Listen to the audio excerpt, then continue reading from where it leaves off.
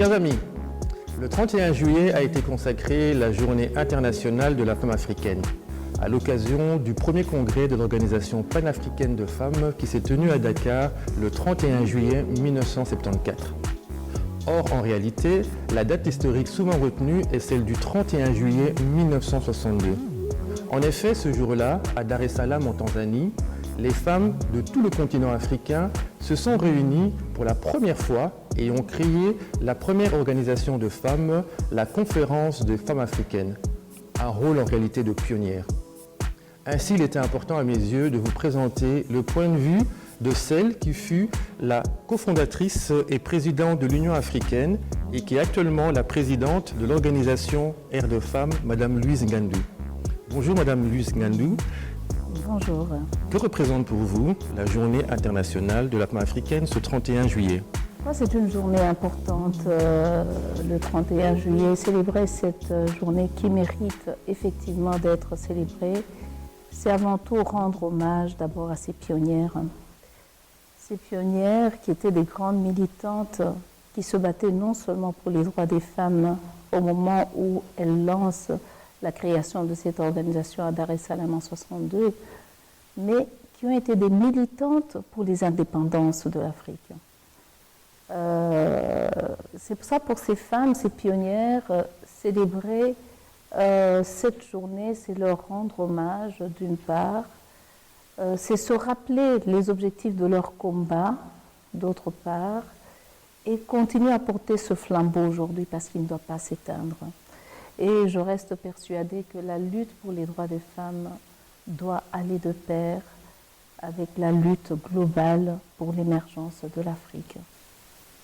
Très bien. Et en Belgique, ici, quel est le bilan que vous pouvez tirer de la situation des femmes africaines en général? Vous savez, le bilan, il est très variable. Je parlerai d'abord du dynamisme qu'il y a ici en Belgique au niveau des femmes africaines, de par leur engagement associatif, leur engagement par rapport au continent africain, parce qu'il y a nombre d'associations qui jettent les ponts entre la Belgique, ce que nous y sommes, ou l'Europe et l'Afrique. Créer ces ponts entre les femmes qui sont ici et les femmes qui sont là-bas, c'est vraiment important. C'est quelque part continuer à faire vivre aussi cette histoire de l'Afrique qui ne doit pas s'éteindre ici. Aujourd'hui, quand nous avons des organisations qui reprennent en main la célébration de cette journée africaine, c'est vraiment une très très bonne chose et une grande victoire par rapport à l'histoire de notre pays que nous sommes censés, notre continent que nous sommes censés ne pas oublier. Aujourd'hui, par exemple, cette année, je félicite la jeunesse du collectif Mémoire coloniale qui organise un grand événement autour de la Journée internationale de la femme africaine. Il faut vraiment saluer cette jeunesse-là parce que c'est le passage du flambeau aussi. Aujourd'hui, les défis sont énormes, aussi bien ici en Europe, en Belgique qu'au pays. On a eu des avancées en Afrique depuis cette lutte pour les femmes. Je donne un exemple en politique, par exemple. Par rapport aux autres continents, l'Afrique n'a pas à rougir. Nous avons eu quand même pas mal de femmes à la magistrature suprême, au Libéria, que ce soit en République centrafricaine, en Éthiopie, au Malawi. Nous avons eu des femmes qui ont dû prendre la tête de leur pays. Donc on n'a pas à rougir par rapport à ça lorsque nous regardons les autres continents. Mais au niveau de la représentation des femmes au sein des parlements, c'est là qu'on voit vraiment des hauts et des bas. Il y a eu des avancées, parfois on a retrouvé dans le top 20 de représentation des femmes au sein des parlements, au moins 6-7 pays africains. Et puis après, dans le top 20, vous n'en avez plus que 3-4. Et là, je pense qu'il y a des avancées, mais il y a aussi les reculs. Et il nous revient à nous de pouvoir analyser pourquoi nous sommes en train de reculer. Un autre exemple, c'est au niveau de l'entrepreneuriat des femmes. C'est vrai qu'aujourd'hui, on commence à rencontrer des femmes, même si ce n'est pas un groupe important, des femmes qui sont entrepreneurs à un très haut niveau, au niveau de l'Afrique. Il y a encore des freins sur leur chemin, il y a pas mal d'obstacles, l'accès par exemple au financement dans certains pays, c'est toujours assez difficile, mais c'est une avancée. nous voyons aussi quand même des femmes qui accèdent à certaines fonctions autrefois réservées aux hommes, qui exercent ces fonctions en Afrique. Ça, ce sont des avancées. Mais on a aussi des grands défis et des reculs, par exemple, par rapport à l'éducation des filles. On a assisté quand même à une augmentation de l'accès à l'enseignement, à l'éducation des filles. Et actuellement, on assiste de plus en plus au décrochage, au mariage précoce. Et la cause première étant vraiment la pauvreté des parents. Et ça, c'est quelque chose qui doit nous interpeller. Comment atteindre l'égalité, comment atteindre cette égalité de chance, cette égalité par rapport à l'emploi, si au niveau de l'éducation, nous avons des filles qui sont privées de l'éducation ou poussées au mariage précoce très tôt. Donc je pense que ce sont des défis aujourd'hui qui doivent nous interpeller et qui rentrent dans la ligne droite de la lutte pour les pionnières. Un autre point important parmi les défis, c'est la paix et la sécurité. Quand je prends le pays comme le Congo, où l'Est et même le centre de l'Afrique est miné par une violence, les viols massifs, systématiques, où les corps des femmes sont utilisés comme armes de guerre, des mutilations, d'une cruauté indicible. Ça, ce sont des défis importants. Nous ne pouvons pas l'admettre. Il y a plusieurs poches comme ça en Afrique où les droits des femmes sont vraiment écrasés, piétinés. Nous devons continuer à nous battre. Parmi les avancées, il y a un point que je n'ai pas cité, c'est l'adhésion à pas mal de conventions et de protocoles en matière de droits des femmes. Sur les 54 pays africains, la majorité a signé ces conventions.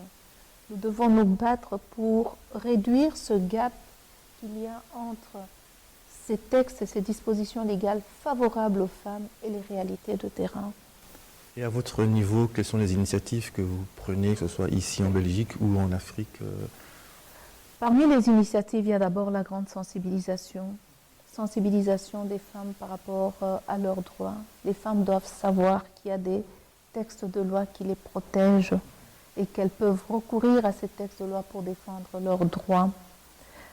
Il y a la sensibilisation des hommes aussi, parce que les droits des femmes, ça a tout son sens dans une société globale, c'est-à-dire une société faite d'hommes, de femmes, des jeunes.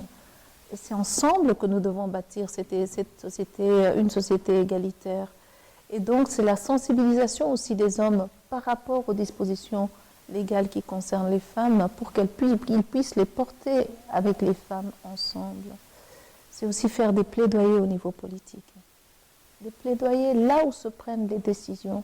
C'est ramener les réalités de terrain aussi là où se prennent les décisions pour qu'ils se rendent compte que les femmes, c'est bien d'en parler, mais c'est mieux d'être sur les terrains et de voir la réalité.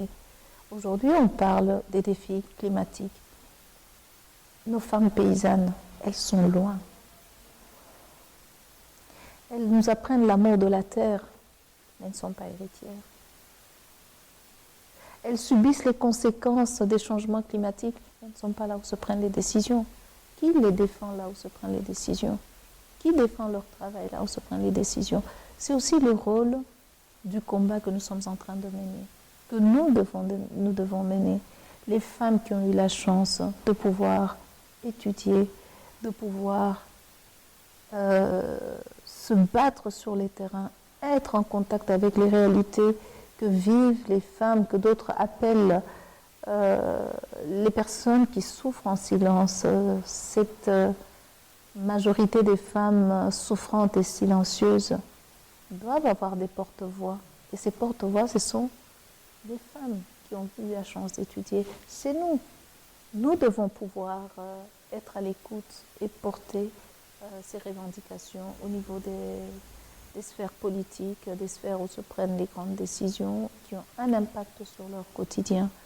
Donc je pense que c'est un travail, bien sûr, pour nous, ça fait déjà plus de 30 ans que je milite sur les terrains, mais je me réjouis de voir la jeunesse qui reprend le flambeau, qui continue cette lutte et qui est sensibilisée à ce plaidoyer. Et je pense que de par votre position aussi, que je salue, parce que si vous organisez cette émission où vous avez pu m'inviter, c'est parce que vous êtes sensible à cette question. Et ça, c'est important. C'est-à-dire chacun à sa place, là où elle se trouve, là où chacun se trouve, chacun, chacune, nous pouvons porter ce combat. Nous pouvons apporter notre petite pierre, notre contribution à la cause qui nous occupe. Madame Gandou, merci beaucoup pour cette belle interview.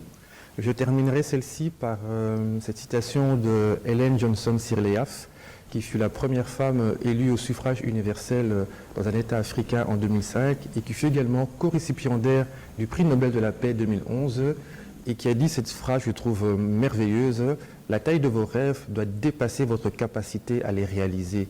Si vos rêves ne vous font pas peur, c'est qu'ils ne sont pas assez grands.